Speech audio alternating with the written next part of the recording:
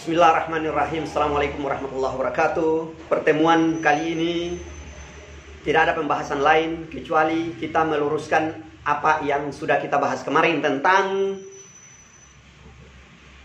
problem berpikir manusia. Dan ada pertanyaan satu lagi yang perlu saya jawabkan tentang apakah teori Darwin benar adanya. Oke, ini pertanyaan yang menarik semua ini, luar biasa sekali. Ini berarti saya berhadapan ini dengan para ilmuwan semua nih ya, depan ini ya. Luar biasa. Memang saya senang kalau saya berhadapan dengan para ilmuwan karena kita sama-sama pemerhati ilmu. Karena itulah muncul ilmu instincting ini untuk kita semua tahu bahwa meluruskan persoalan-persoalan pengetahuan itu harus ada satu bentuk pengetahuan lagi untuk bisa mencapai satu puncak pengetahuan, sehingga di dalam satu bentuk susunan-susunan atau tingkatan-tingkatan pengetahuan itu kita tahu bahwa ada ilmu yang lebih tertinggi dari berbagai macam ilmu yang ada adalah ilmu instincting. Untuk itu saya ingin koreksi lagi sedikit tentang teori Descartes yang dia menyatakan, saya tuh selalu kalau hal-hal yang tidak masuk akal, tidak masuk dalam nalar pengetahuan filsafat, pengetahuan agama, pengetahuan umum, dan pengetahuan berbagai pengetahuan, apalagi kalau akal fit yang ada itu pasti tidak mau menerima kalau satu teori yang tidak bisa untuk dicerna secara baik.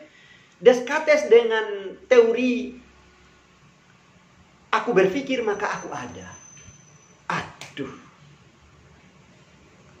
Berarti dia belum lahir dia sudah berpikir. Itu makna yang bisa ditangkap dalam pandangan, mungkin pandangan awam kalau bisa tidak kita luruskan ini ya.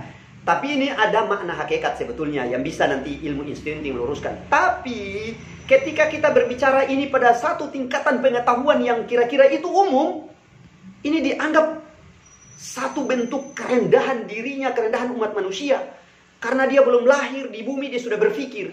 Itu kita kembali kepada teori Plato. Teori Plato bilang pengetahuan itu sudah ada dari alam sana, kita lahir ini untuk mengingatkan kembali. Mungkin dia menggunakan pendapat itu. Mari kita luruskan secara bersama-sama bahwa manusia datang ke muka bumi ini untuk dia berpikir dan dia melaksanakan satu bentuk tanggung jawab hakikat kepada yang mendatangkan dia ke muka bumi ini. Siapa yang mendatangkan manusia ke muka bumi ini? Semua punya cara berpikir masing-masing tentang pengetahuan itu. Maka ketika dia mau berpikir, ini saya meluruskan apa yang dikatakan oleh Descartes ya. Ketika dia berpikir, maka ada materinya.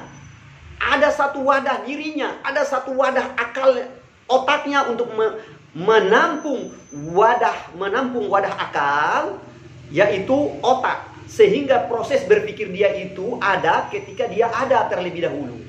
Maka itulah jangan dia menggunakan terma aku berpikir maka aku ada. Artinya dia sebelum ada dia sudah berpikir terlebih dahulu baru dia lahir. Maka itu sudah ada pola-pola pemikiran yang sudah ada, datang tinggal nempel pada jasad materi yang dia baru lahir itu. Itulah pemikiran yang keliru.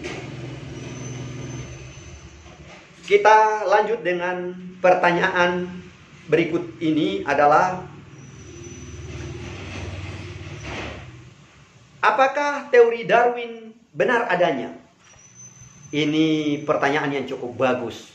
Darwin mempunyai teori bahwa manusia itu adalah berasal dari kera atau monyet atau sejenisnya yang dia secara evolusi bertahap untuk melahirkan secara bertahap, terjadi perubahan-perubahan kemudian menjadi bentuk manusia.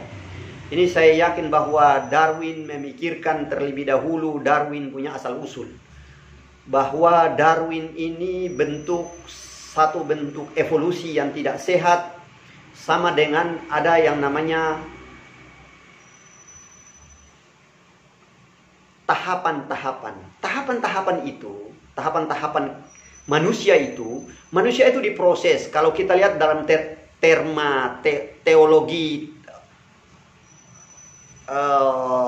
teologi ya punya pandangan-pandangan itu kan manusia datang dari satu orang Adam kemudian melahirkan umat manusia begini banyak.